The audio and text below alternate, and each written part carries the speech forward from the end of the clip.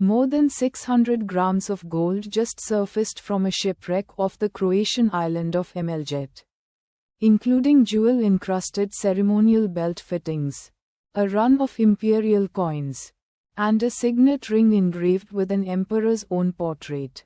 The Croatian Conservation Institute is calling it one of the most important underwater discoveries anywhere in the Mediterranean, and the numbers explain why. 4 gold ceremonial belt sets, decorated with emeralds, rubies, and pearls, have never before been found on a Mediterranean seabed.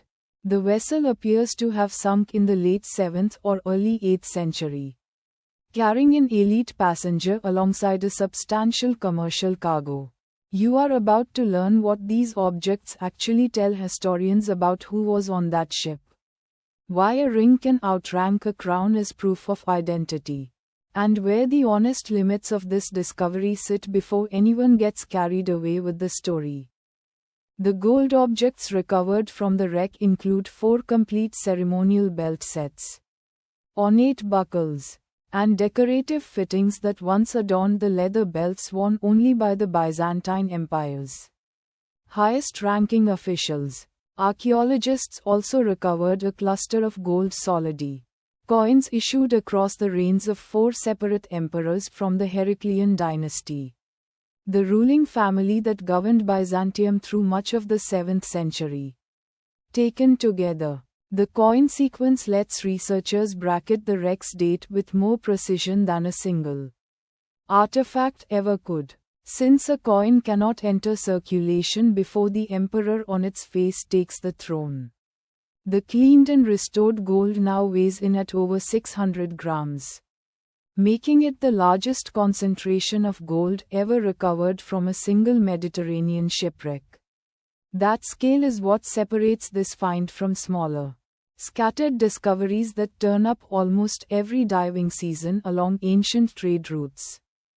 The single object drawing the most attention is not the coin hoard.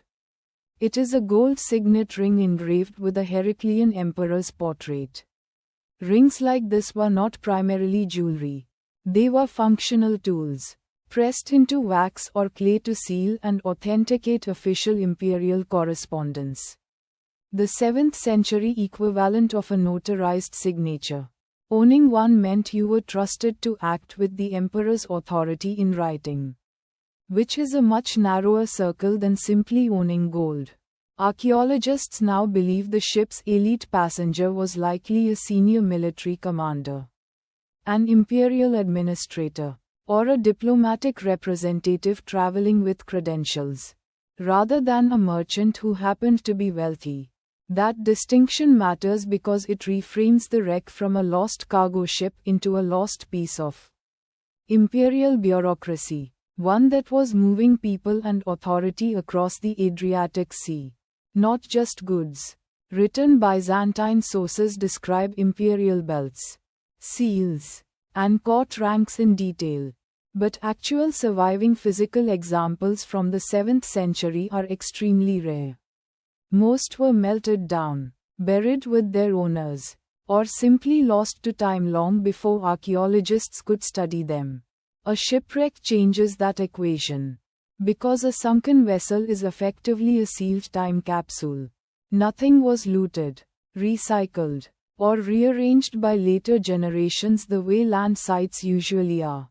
Comparing the belt fittings and coin sequence against Byzantine textual records lets historians test descriptions that, until now, existed only on parchment. Early analysis suggests the objects match court regalia described in surviving administrative texts closely enough to support those accounts directly, rather than contradicting them, which is itself a notable result.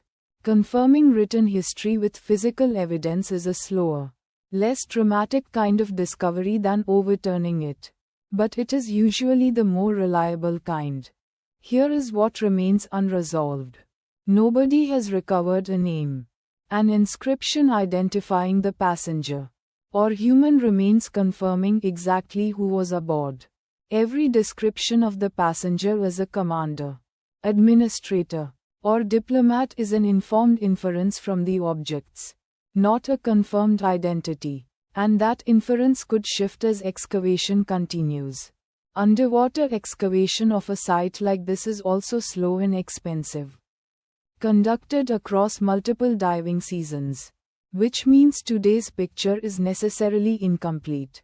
Later seasons could recover objects that change the interpretation.